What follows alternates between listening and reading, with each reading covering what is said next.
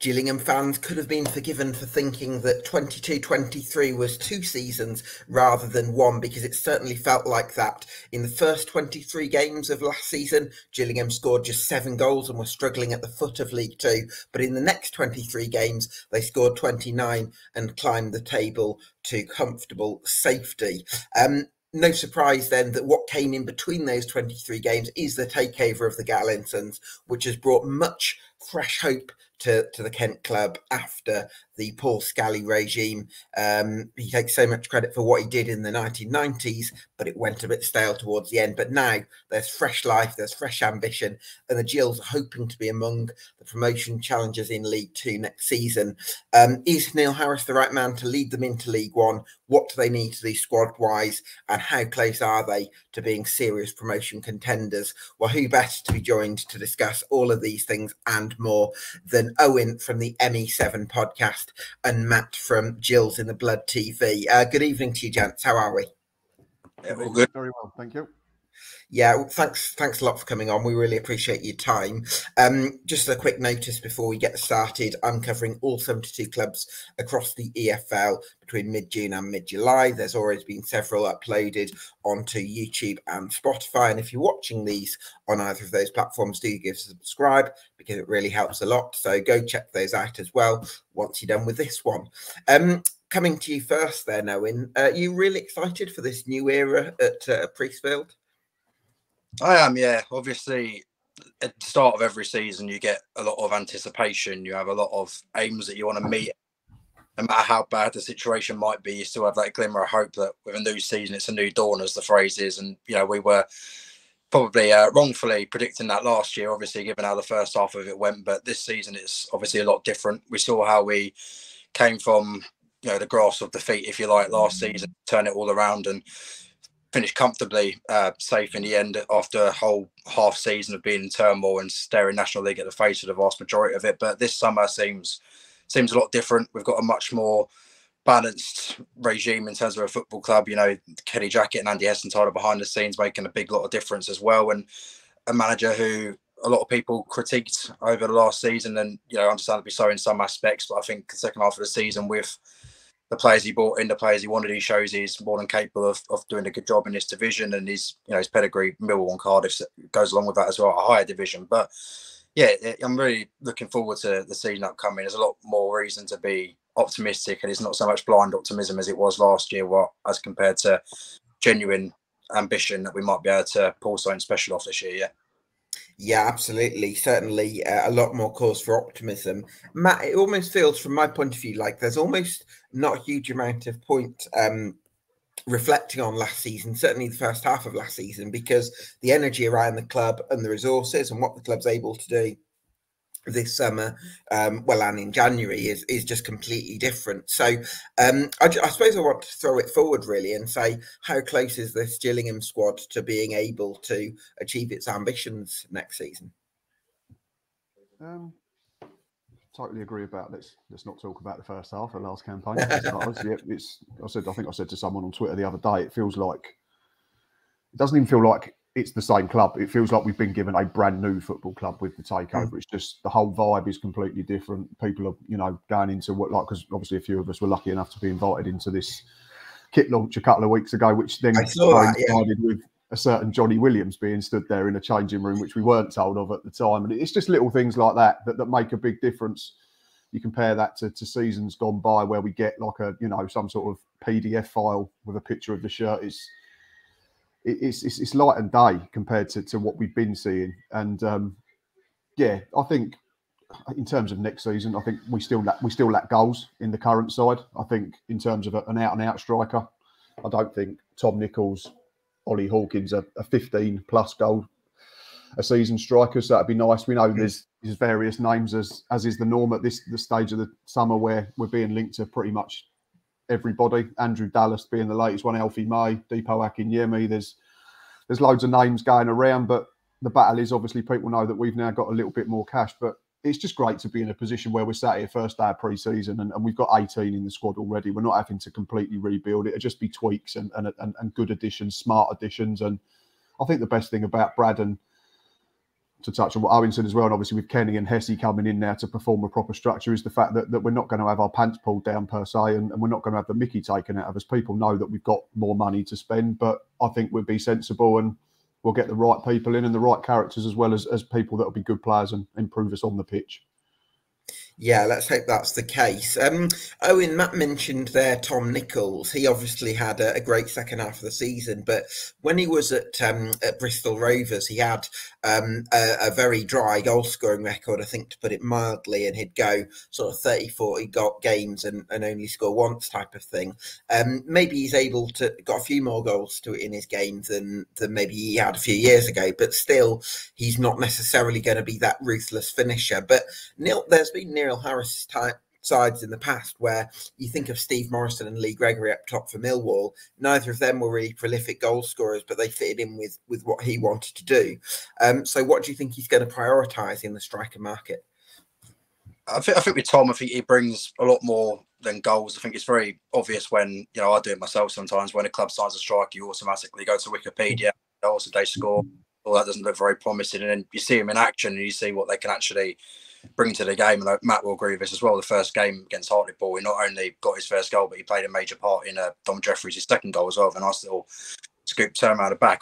Personally, I prefer if he did a bit more training with his head, but that's a different situation. I think Tom's someone that's going to be a good foil for anyone we bring in. I think he's going to be a starting player regardless of who we bring in. I think he's technically very good for this level. Again, might not score 10 plus goals in a season, but I think he got 6 since his arrival in January, which isn't a bad return at all. I think he's someone who can fit the mould very well. He can sort of go a bit deeper if he wants to and act more as a false 9, centre forward type, bring someone else into play. And he can also be one of those poacher type players. But I think there is obviously, well, it's not really a rumour, it is well known now that we are looking to bring in a striker, a recognised, maybe not prolific, but someone who's been there and done it in the divisions to be the new number 9, if you like. And you see all the names floated around, like Matt was saying. We don't know who it's going to be. I do know we are actively trying, which is nice because we don't usually hear much about that before. When we didn't have much money, we were just sort of looking at, come early July, late July, or whatever, who's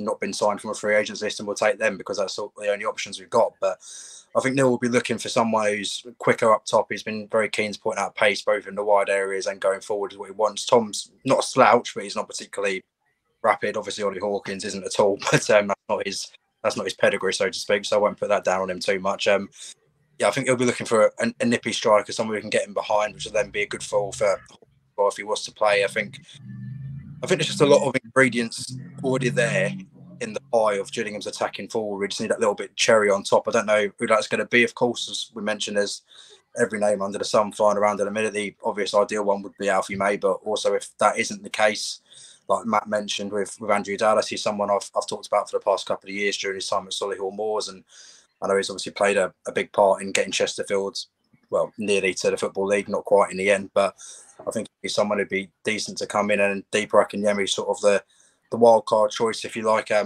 believe he had a season at Stevenage a good few years ago where he didn't quite maybe perform to the standards, but I've taken his age at that point as a bit defence for him, but I can't I know too much about the Scottish second division and how that is familiar to League Two in terms of quality and things like that. But he might be a wild card option. But I think the main thing will be Neil. I think if we get someone in who get him behind, cause defences a lot of panic, and you also combine that with everything that players like Tom and Ollie and Johnny as well now coming from the sides can bring. I think it'll be a mix up top if we can get the right one.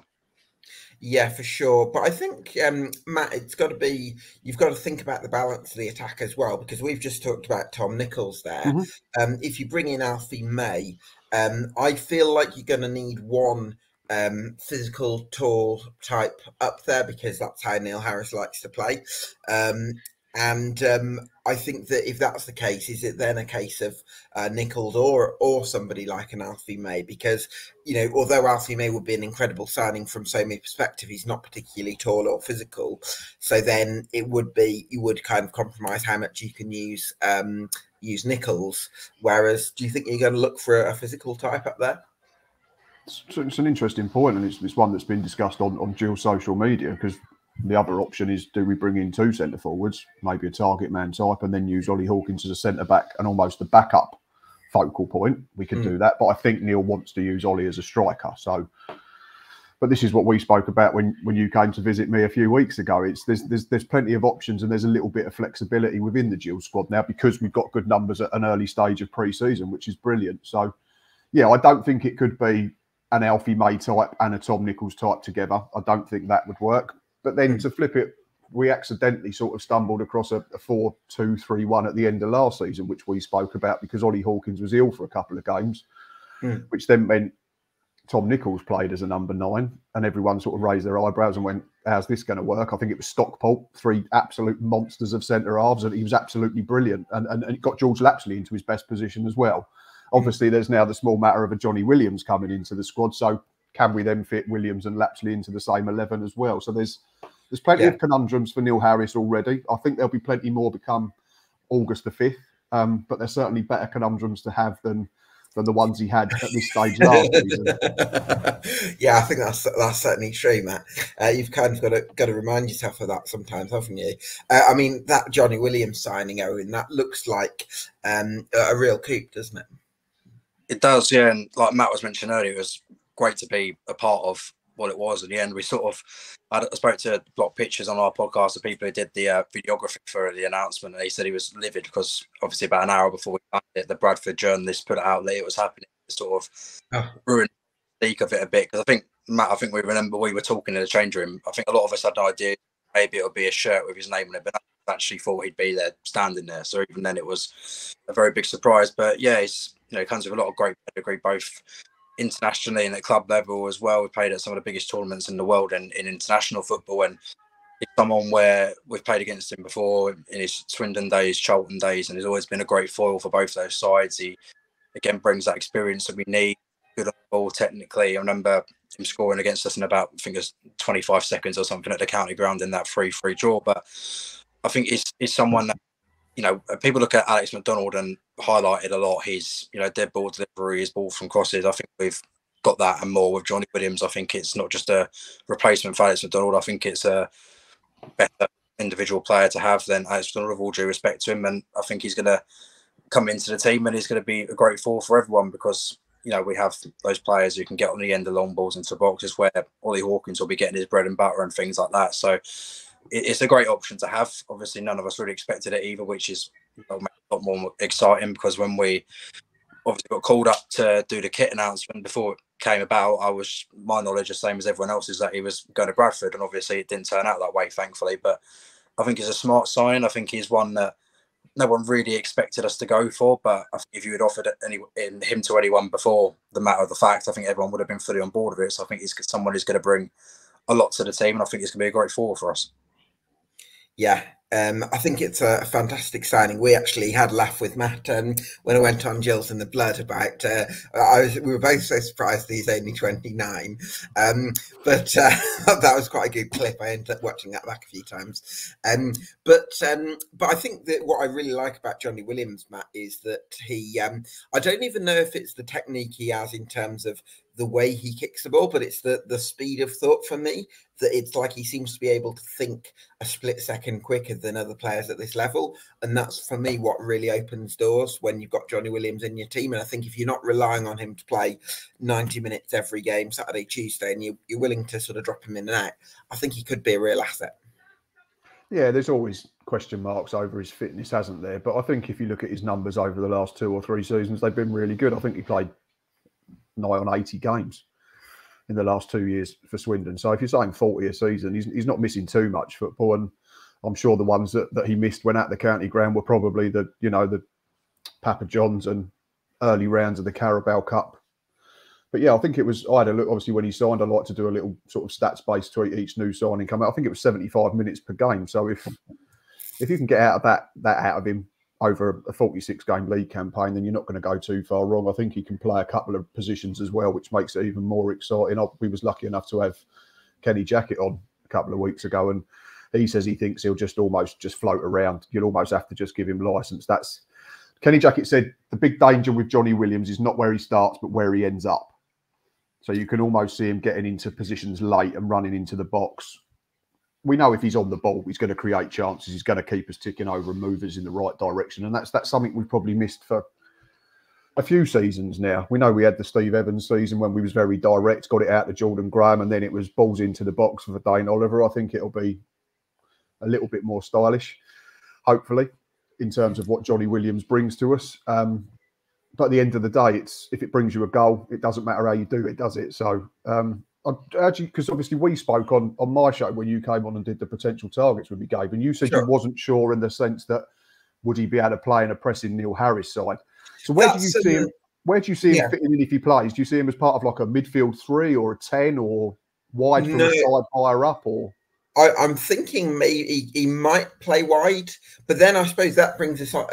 Do you think you're recruiting for 4-2-3-1 this season then? Matt? Genuinely not sure. I'm genuinely all the midfielders that we've got at the moment would say to me diamond at the moment, based on what we've got right now. So there's the possibility that you could be looking at Nichols up top with the striker that comes in, and then maybe Johnny Williams as a 10, possibly.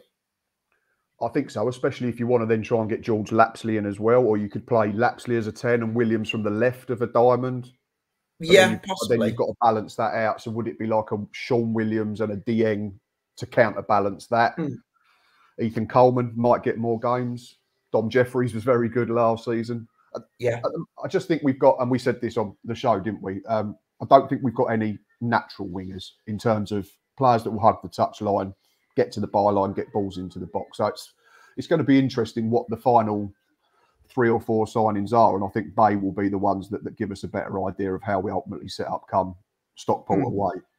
Yeah, I think there is possibly part of me that's a little bit worried with Johnny Williams, the fact that he does play so off the cuff and likes that freedom, and whether Neil Harris is the type of manager that gives players that freedom. I'm not sure.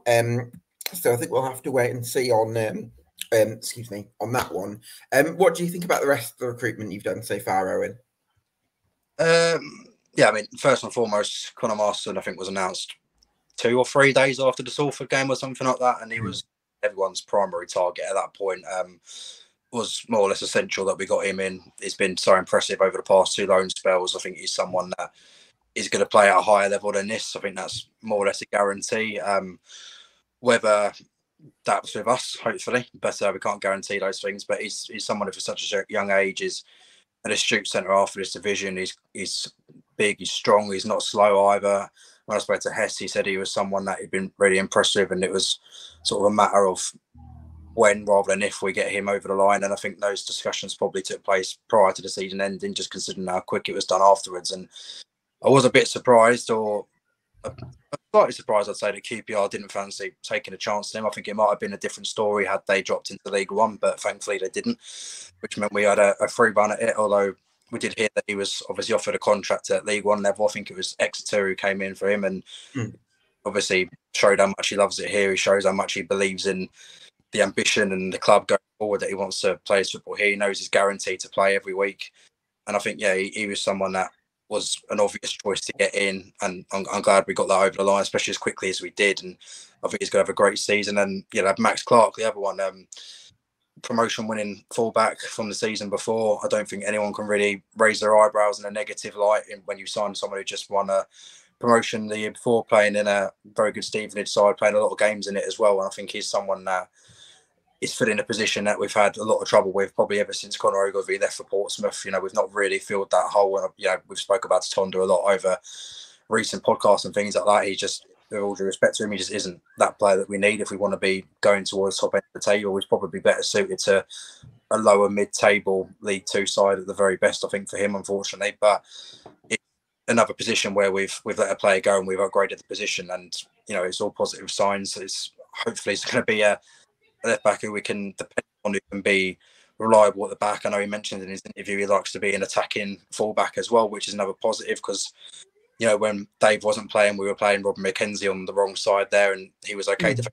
It's just when he got into the final third, it was always obvious he had to cut back in on his right foot, which made it a bit easier for the fullback he was up against. He didn't really have that sense of unpredictability, I suppose you like, in the final third. I think Max Clark is going to bring that, and again, it's just a sign of, we might not have made a lot of signings in compared to other teams at the minute, but we're making them in the right way, and we're upgrading positions and getting the right players in, because a lot of people they want announcements every day. I'm the same, you know, if I'm bored at work or something like that, I think, wonder if Gills are going to sign anyone today. And it's just about learning that, you know, we did a lot of our work in January. We didn't bring players in just to get us out of the position we were in. Obviously we did, but we also brought them in with a view to the upcoming season and getting them in a good position where they can start the upcoming campaign already familiar with the club, already familiar with the fans and the team around them. And that builds a good platform for just a little extra bits and pieces we need. I know we're not going to be signing 10 plus this summer, that's for sure. I think it's probably going to be 3 more, maybe 4 at tops. And it's just a sign again of the backroom staff and everyone we've got involved now, making sure we do our business correctly. We don't have to rush it. We get the positions we need filled. We get them upgrades in where we need to, and we don't just sign players for the sake of signing them. And that was, you know, an issue we've had over the past few years, really, where we've, as I was saying earlier, we're sort of just waiting around seeing which free agent hasn't been picked up by a club with good reason. Sure.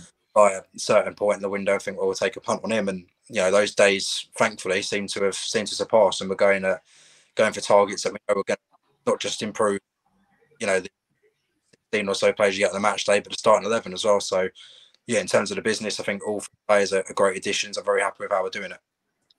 Yeah, and if Owen's employers are watching, he's very rarely bored at work. He finds it thrilling and riveting. No, I'm joking. I think it's an interesting one, the Max Clark signing, Matt, isn't it? Because I think Owen mentioned there that he's going to bring a bit of quality going forward.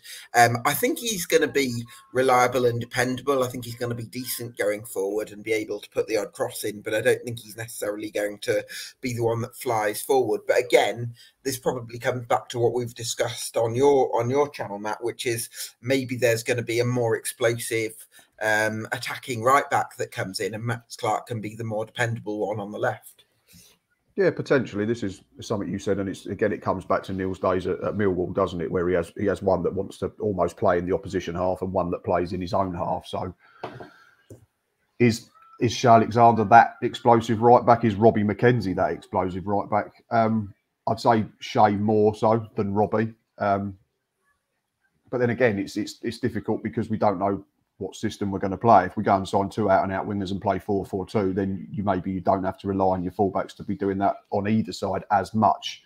But it'd be nice to have one. I think another question for you as well, Gabe, obviously, because you know more about is would Clark almost be suited to maybe like a wing-back system as well? Because I think he played a lot of games for Stevenage, and they obviously played 3 very good centre halves to get promoted out of this division. So there's another thing to throw into the mix then. So you say we've got Masterson, we've got Ema, we've got Will Wright. If you want to then play a back 3, you probably need to get another couple of centre halves in. So that could then change things as well. But yeah, I think Neil probably wants to play a back 4 the majority of the time. I think we'll see a back 3, back 5 if we have to go away to sides that, you know, are going to have more of the ball. But yeah, again, it gives us that fluidity, I would hope. And obviously you could tell us more. Yeah, I think it's probably a little bit of a red herring that he played as a wing back for Stevenage, because I would probably call it a tight back 5 rather than he was this really attacking, you know, sort of Roberto Carlos kind of super attacking wing back. But I think I think he's quite defensively disciplined, but he can go forward at certain moments. To be honest, I even think he had a really good relationship, I felt, with Carl Pigiani, who's on the left of the defence for Stevenage. And I probably would wager that if you absolutely needed Max Clark to, he could probably do a job in central defence as well, just because he does read the game really well and he is so dependable. I remember because Carl Pigiani's got quite a good long throw on him, so there were definitely a few occasions for Stevenage last year where Pigiani would actually go forward to take the long throw and Max Clark would drop in. So I think he forges some really good relationships and just going to be that dependable cog, a bit like I remember watching James Meredith for Harris's Millwall side, that sort of consistent, reliable left back. So hopefully Max Clark can be that for the Gills. Coming to you then, Owen, what do you reckon is needed for Gillingham in terms of the remaining additions? I think Matt's touched on it there, that we're up to about 18 senior players for next season, so it's not like you're sort of super short in any particular area, but obviously there's room for quality where you can find it. Yeah, there is, and I think there's still doubts over maybe one or two of those 18 about whether they'll be in the first team picture next year. Unfortunately for me, I think Lewis Walker might be one of those who heads out on loan. You know, I don't know if Joker Bode's included in that. I think he probably is. I think he'll be another one. He probably is not. It's not by 18. No, I left out. Sorry, I got an app. I left out Joe Bode and I left out Josh Chambers on purpose. So yeah, so it was 18. So Morris, Alexander, Clark, Wright, Amar, Williams, Nichols, Jeffries, Hawkins, McKenzie, Clark, Coleman, Walker, Masterson, Turner, Dieng and Lapsley. Repeat them back. No, I left them out on purpose because I think ultimately they'll start in the 23 side and then we'll go from there. Yes, I think Lewis probably the only one who might have a bit of doubt in terms of going out on loan, but I think it's hard to put a number on it. I think we'll probably be looking at 3 for certain, depending on what happens in pre-season. If someone picks up a niggle or something like that, then we need to bring someone in. But I think we'll definitely be going for that striker. We need that for basically fact now. I think he's also said he wants another centre-half. There's a couple of rumours the other day about 2 names in particular, one of which a no-go now, and that was Critchlow, who's now gone to Peterborough, so that's not happening. The one, Feeney, I think his name is, from Carlisle, which was referenced by a journalist a couple of weeks ago or so that we were interested in. I believe he's yet to sign a contract there or sign for anyone else, so that one, I suppose, remains up in the air, as it were. And yeah, it's been confirmed he's leaving, hasn't it? Carlisle then confirmed last night he's not staying. Oh, did they? I missed that one. So. I'm sure someone retweeted the story. I think Paul Simpson alluded to it in an interview and said that him and the lad that scored in the semi-final, him and Omari Patrick have both refused to sign new contracts and they're both going to move on. Oh, right. Okay, well, that would be a great signing, I think, because he's another one that's been a key part of a promotion-winning side. So yeah, I think if you get him, that would be great business. So 3 positions you're thinking, 3 players, Owen, you're thinking you're going to need to come in and improve the first 11. Yeah, so I think maybe not the first 11. It depends on the formation we go. If we go with Diamond, I think we do either way. We need an actual wide player. I know. In both of the transfer target videos you did with myself and Matt, we both mentioned Sadi Kaikai. He's still my number 1 for that position if it were to be feasible. Obviously, the centre half we need to just for, you know, not just depth of competition, because by making we only really have Will Wright who's able to play in that position, and even then he's not naturally a centre half. But I think those 2 positions and the striker are really the ones we need to be going at, and then after that it's just a case of getting through pre-season, seeing if we pick anything up, or, you know, things like this in the market. You know, sometimes things just arise out of nowhere, you know, an opportunity, a door opens or something like that, and you think, well, maybe I'll give that a go and see if I can get this particular player who's now become available and things like that. So you don't really know, really. I suppose Harris has definitely said 3, but I think it will probably be 3 minimum, and then maybe, depending on the situation, get another 1 or 2. But I think in terms of certainties, we need a dynamic wide attacker with a bit of pace. We obviously need a striker, we need a centre half. I think in terms of definitely those 3 are the ones I'd go for. Yeah, sometimes you can do it by bringing in a versatile forward, so that you've got the option to use them out wide if you play a 4-2-3-1 or 4-3-3 even. But then if you do stick with the 4-4-2 diamond, you've still got the option to play them up top, because what you don't want to do is sign a classic winger who can only play as a winger, and then you find out you're going to play with a 4-4-2 diamond all season. You're kind of wasting a wage. And I think Gillingham have got to be sensible, even though they've got some money to spend now. Coming to you then, Matt. Connor Masterson's obviously a great signing in central defence. He had an excellent second half of last season. Do you think his first choice partner for Gillingham is currently in the building? You have to say yes, don't you? Because we don't know who we're going to sign. We don't know what approach we're taking with the other centre half. I mean, to go back to Owen's point, I think I agree with the positions we need.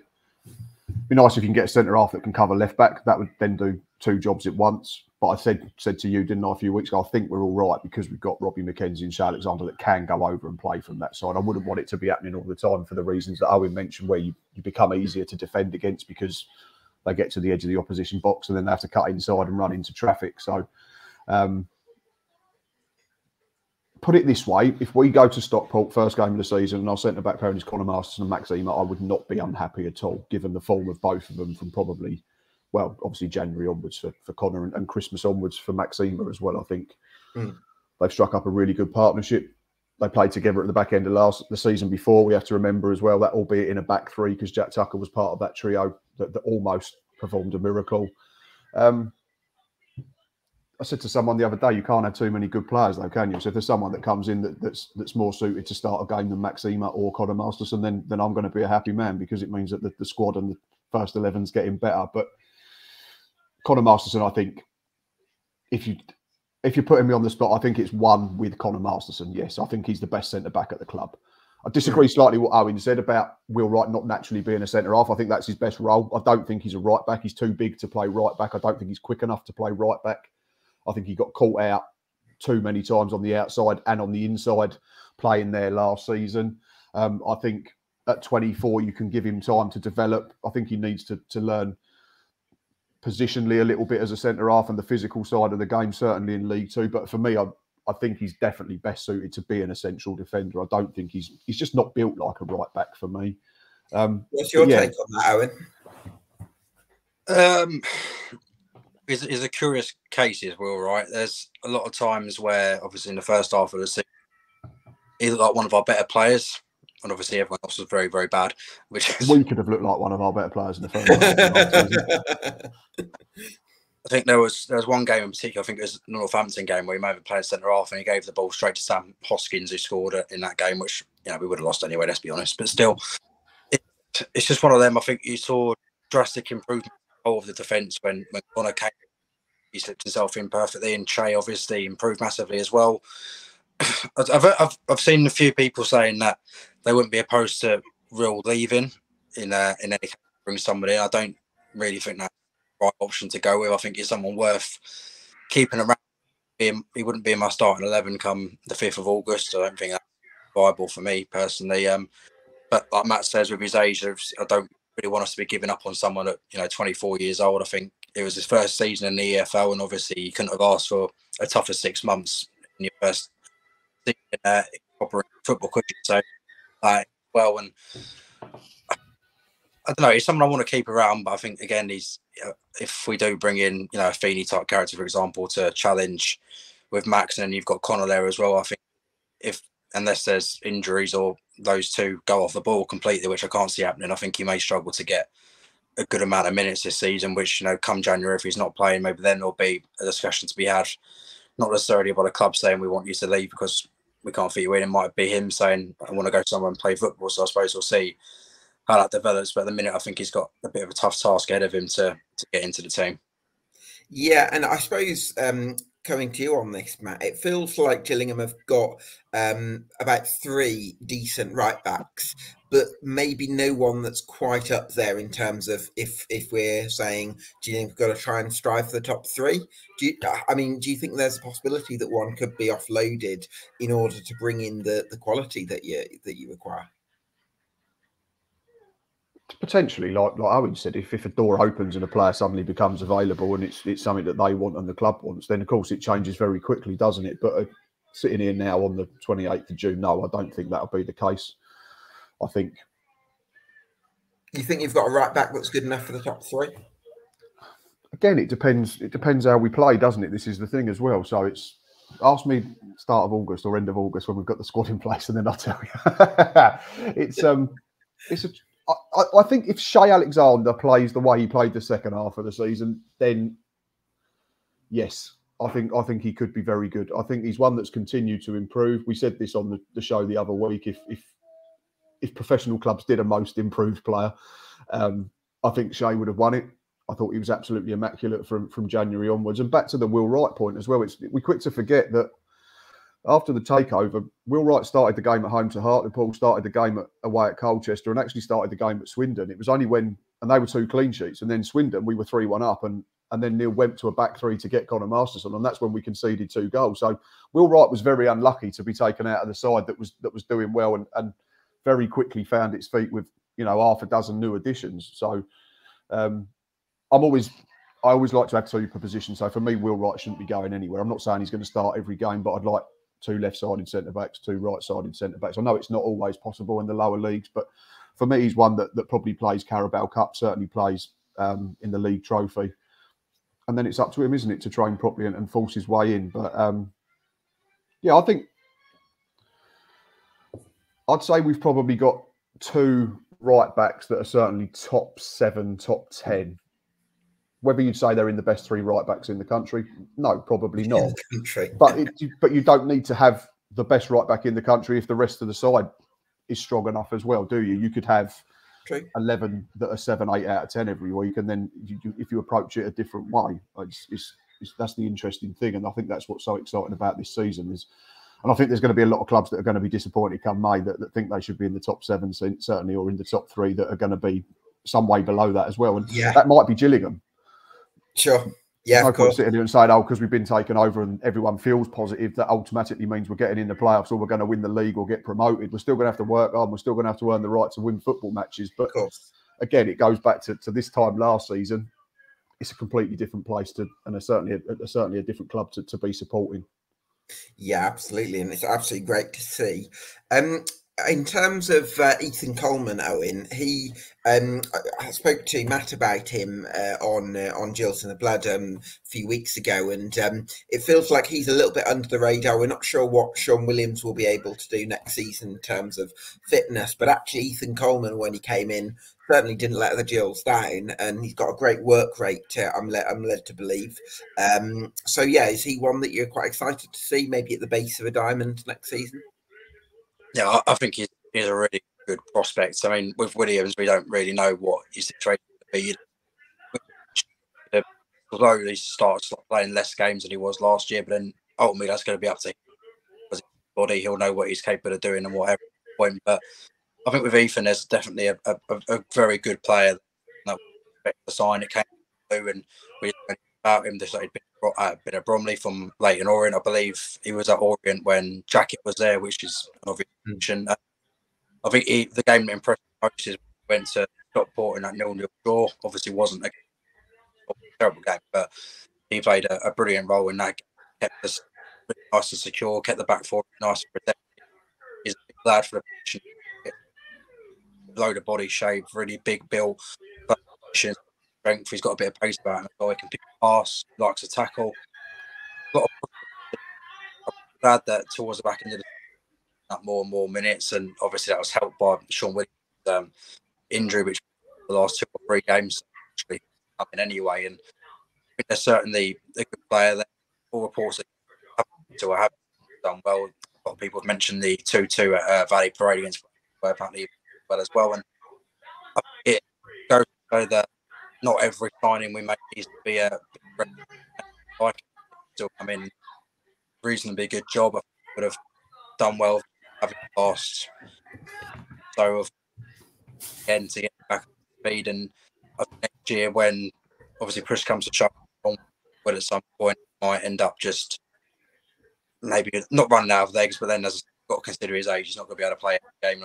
Even he proved to be his successor to the CDM throne, if you like.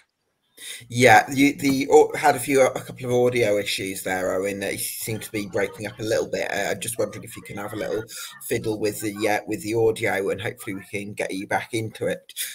Matt, in terms of the midfield area, Timothy Dieng had a real impact in the second half of last season. He's obviously won promotion from this level before with Exeter City. He could be a real asset next season, couldn't he? Absolutely, yeah. And again, and we've said this before, I've said it to you, I've said it to a lot of people on Twitter, and I'll say it again, the thing that made last season, the second half of the campaign, certainly even more impressive was the fact there's no pre-season. They had to start, they had to hit the ground running. There was no margin for error at all. I know if you'd had to handpick probably the first 2 games for the new group to go to have Hartlepool at home and Colchester away, you'd have probably said they're not a bad 2 to start. So I understand that. It's not like we went and beat 2 of the sides in the top half of the division straight away. But there was very little margin for error, regardless of the takeover and regardless of the positivity that came from that takeover. We had to start winning points and scoring goals really quickly, and we did that. And Tim Dieng played a huge part in that. I thought Swindon away was probably one of his best games.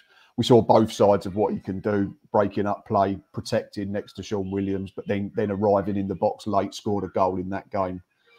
And then we saw what he can do when he can pinch possession on the halfway line at Bradford as well. And obviously there was probably a little bit more in it for him that day because it was a former club and he'd want to do well in front of supporters that used to cheer his name. But we saw him pinch the ball on halfway line and drive, and it was a really good finish. I think he's probably got more strings to his bow than he sometimes get credit for. I think because he's a big size and he's a bit of a lump and he wins a lot in the air and he's very physical. I think people tend to forget that he's actually a very good footballer as well. And I think he'll only get better with the benefit of a summer and a pre-season and games in friendly situations to improve and tweak what Neil wants them to do now, because we're going to have to be set up differently as well. If we want to be in the top 7, the top 3 or whatever, we can't just have 30% ball all the time. I'm not saying we're going to suddenly start having 85% and completing 500 passes every week, but we're going to have more of the football than we did certainly in some games last season. I know Owen alluded to the Ethan Coleman performance away at Stockport, where we went for a draw, and Neil Harris was quite upfront and said that, and we got our draw. So yeah, I think hopefully we'll start to see both sides on a more regular basis of Timothy Dieng. Whereas I think the majority of what we saw in a lot of games last season was the defensive side, without the ball, out of possession. But yeah, I think he'll flourish. He's another one that's only going to get better, and if we make more signings, it only improves the quality, but it improves the competition, which means people feel they have to step up again because they want to keep the shirt, and it's only going to be a good thing. But yeah, Tim Dieng certainly, along with plenty of others, is going to be another one that I think will improve further from what we've already seen, and he was very impressive from January to April. Yeah, absolutely. Hugely exciting from that point of view. Owen, I've obviously got to come to predict my 1-24s next season in a few weeks, so that's always going to be interesting. But I wanted to ask you actually, what would be the reason for me to be slightly cautious about Gillingham's chances next year? Firstly, can you hear properly? Yeah, I can hear you. Cheers. Cautiously, well, we don't have all the pieces in the puzzle yet, so to speak. We're still missing a few additions. Like Matt mentioned towards the top of the show, we are still missing goals at the top end of the pitch. I think in terms of a consistent goal threat, a goal scorer, we still need that. I think until we get all the players, all the main players we want into the core of the group, it's going to be hard to predict where we're going to be. Like, even if you ask me, I wouldn't be able to give you a proper number of where I think we'll be at this moment in time. But I think the cautious nature would be that it's a much difficult league this year compared to previous years. I think although we're doing very well at the minute in terms of recruitment and we've got the basis of the club on point, there's still, your Wrexhams, your Notts Counties coming up, added to that with the financial nous of Bradford and the Stockport, etc. It's going to be a really tough league, probably the toughest we've seen in the best part of a decade, I'd imagine. And I think the cautious nature of us is just the fact that we haven't got everything we need yet. I could be here today saying at the minute I think we might be maybe 8th, maybe 9th, and then tomorrow we sign Alfie May and I'm going we'll be top. So just like some things like that can change, but I think just reasons of being cautious just be that we haven't filled out those key positions that we need just yet. Well, the one key position certainly, and I think that the difference could be in that position. You look at the teams I mentioned: Wrexham, Mullin, McGoldrick, Notts County, Stockport have obviously Paddy Madden, have Isaac Olofi, and there's every player up there sort of has that recognised striker who's a reliable goal scorer. I'm not saying you definitely need that to get promoted in the division, but I think it certainly helps, and I think if we can get one of them, it will certainly improve our chances. Yeah, absolutely. Well, let's hope that's the case. Matt, the club's been keen to introduce a B team. Who are the young lads that you're excited to see get an opportunity at Priestfield next season? There's a few now, which is great, and it'll be interesting to see how we actually get to see that in practice. Obviously, all it is talk at the moment. I know it's very close. Joe Bode, Josh Chambers are two that have been mentioned already. Josh Chambers made his debut back end of last season. I think came on against Doncaster and helped to see the game out. Then started at Sunderland, where if we hadn't switched off in the 96th minute, we'd still be a League One club. But that's another chat. So there's him, there's Joe Bode that's had a couple of games in the league. Got a start against Crawley last November. Again, I don't think they'll straight away be in the squad. I think if we're going to see them in the 18, it'll be due to injuries and suspensions. But it'd be nice to see them get some minutes in the EFL Trophy. I think there was 3 other youngsters that then signed their first pro deals on Tuesday. So that was Ronald Sitole. Ronald's the brother of Gerald, who left us last year to go to Bolton to play in their B team. Sam Gale, and the last one escapes me. Maybe Owen can help me out. Who was the third one that signed? I'm going to find the other lad who came through, but it's really exciting, isn't it? Seeing how Sitole can get on, and some of those lads that have come through the academy. That's a really positive thing for the club. Alex Giles, there we go. Alex Giles, there we go. We got there. Sorry, Alex.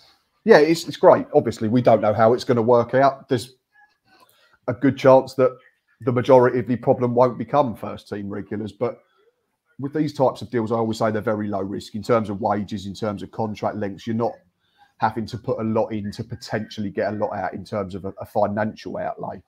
Of course, you're going to have to put a lot of work in with them on the training ground and in the 23s games, but it'll only benefit them playing proper 23s football. It goes back to the old days of when I was growing up of having old reserve football, like the old combination. Back in the 60s, Matt.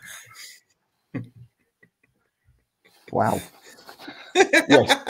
Yeah. Yes, when everything was black and white. Yes, well done. Just because you look 8.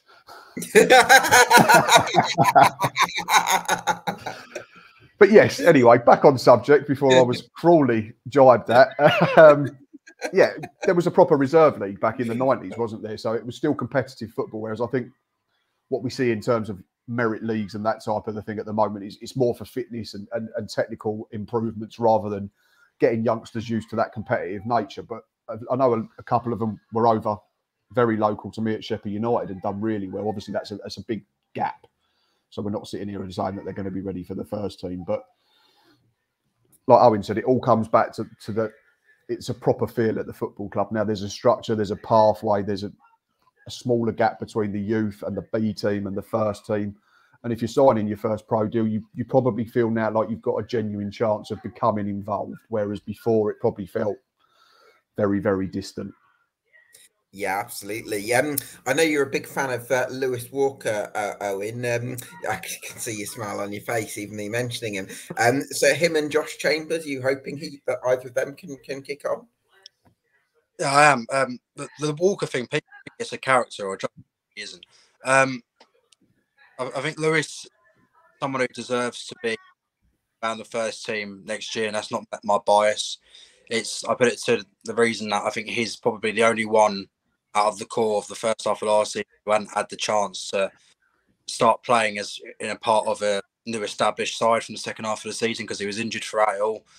He never got that opportunity to play with, the Lapsleys and Nichols and everyone who came in. I think it would be good to see him in that environment and see how he gets on.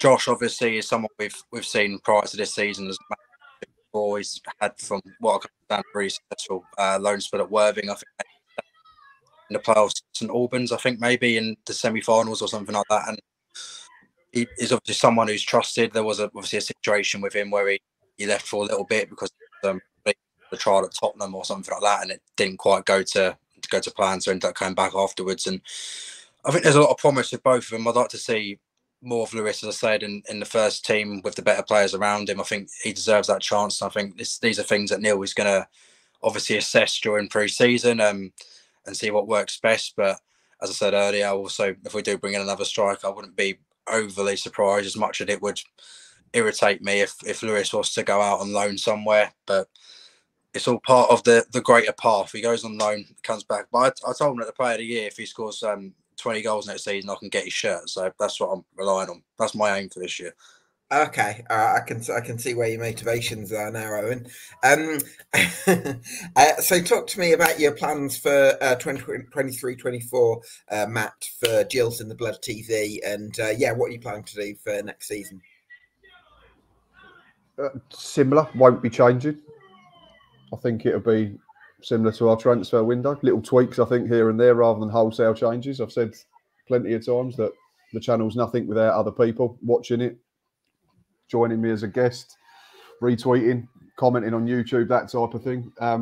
So no, I think there'll be the match preview show will stay as is. So that'll be sort of 20-30 minutes with an opposition fan. That seems to have been well received since we changed it up through COVID. So if there was benefits to COVID. It was the fact that everyone suddenly discovered Zoom and StreamYard and that type of thing, and everyone's improved all their content output, which is brilliant to see. So yeah, that'll stay the same. I think the Match Day Live, just want a couple of little changes, just like a coming up sort of mini trailer at the start of the show, get more people involved rather than talking to just maybe 2 people for a couple of minutes here and there. You do a great job with your trailers, by the way, as well. I really like some of the videos. The one that was quite fun. It's just that's all free as well. It's nothing too exciting. It's just that's just iMovie, which is literally a free app on iPhone, and it's just clips that I've got on my phone from the previous season. But hopefully it doesn't come back and bite me on the arse this one, because I sort of alluded to a recovery season last season, and then it took us 6 months to score a goal. So yeah, just like a sort of 20-second coming up in this episode type trailer at the beginning of the Match Day Lives, get more people involved, sort of shorter, punchier, quick question, score prediction, coming out the ground. What did you think of the game? Who was your man of the match? Who let us down? That type of thing. Monday review, still going to record with Reese, who does the brilliant German Chills channel, which is brilliant for those expats that live further afield. Really different to our setup, obviously, because copywriting rules is different out in Europe, so they can actually have footage of the game alongside them talking, which is brilliant. So still be doing that with Reese. We record on a Sunday, but going to incorporate an opposition fan into that as well, I think will improve the show, because otherwise it can be a little bit generic and people just, if me and Reese agree, then you've got no other side of the story. So I think if we can get an opposition view on there, try and continue with the legends chats and that type of thing. The club have been good so far in now saying that they're going to allow us to interview players that are contracted to the club throughout the season. So that's going to be brilliant for us and the ME7, and hopefully Reese as well at German Gills. So yeah, there'll be plenty going on. Unfortunately, cannot get to Como for pre-season. I know Owen's going and the ME7 boys, so that'll be well worth watching their content and listening while they're out there. But I think I've penciled in 6 friendlies, so there'll be plenty going on. All starts again, I think, Dover away week Saturday, which is always a nice annual trip down to the coast to watch the Gills in what is generally their first friendly of pre-season, and hopefully there'll be a couple more new signings to talk about, and of course the dreaded season preview where we all put our numbers in and then all look stupid at the end of the season. MK Don's 100 points being yours, and mine being Gills finishing 8th last season and Barrow finishing bottom. So I got a lot of stick for saying Gillingham would finish 17th, and then actually that was what happened. That's not saving you from the MK Don's prediction. You can't just skip over it, that Oh, brilliant. Owen, talk to me about your plans for ME7 podcast next season. Yeah, so as Matt alluded to there, we are going to be going to Como in, I think, just under 2 weeks' time. Still not entirely sure what we're going to do when I'm out there, because I think I've got a lot of ideas of what I want to do, but then I've got to bear in mind that I'm going to be there with my friends. I'm going to be drinking a lot of the time, so I've got to actually remember to do it.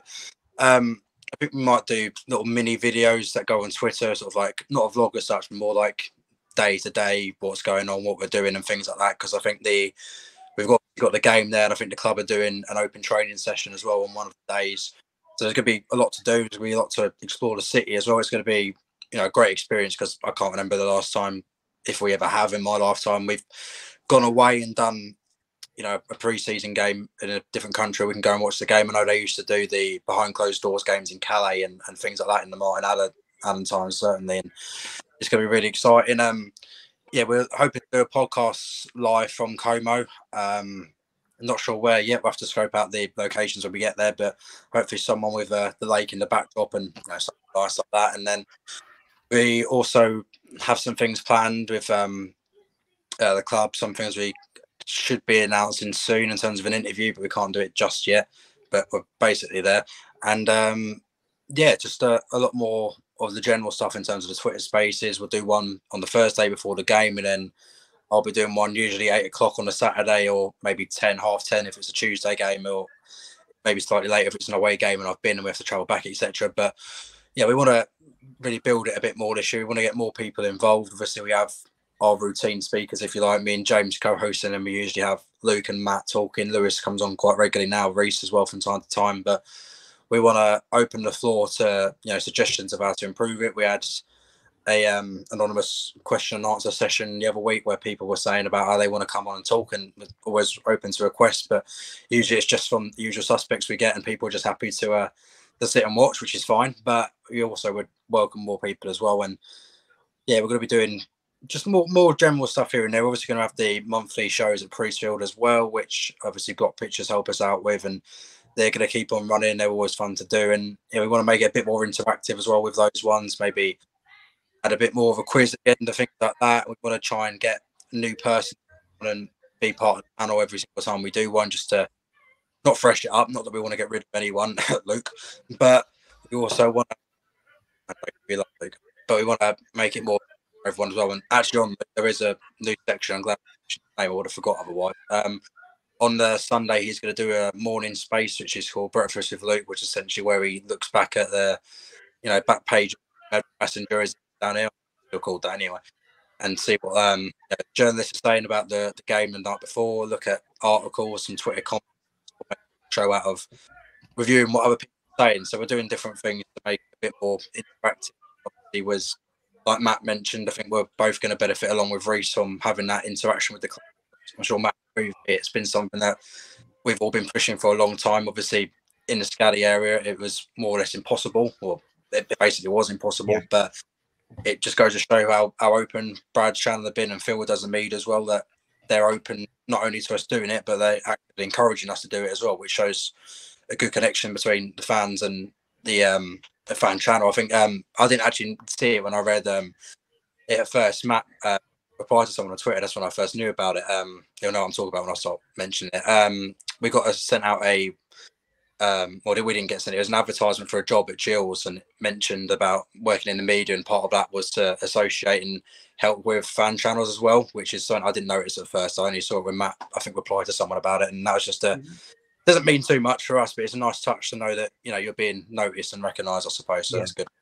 Absolutely, yeah. Well, listen, it's been such a pleasure to chat Gills with you. I know Owen's got to shoot off at 7 o'clock, so thanks a lot for all your time. We really appreciate it. Really excited. So happy to see Gillingham on the up. So really excited for you guys. Thanks a lot to Owen from the ME7 Podcast, to Matt Boosey from Gills in the Blood TV, and thanks to you for watching at home. This has been the EFL Debate Gillingham Summer Deep Dive, and we'll see you again very soon.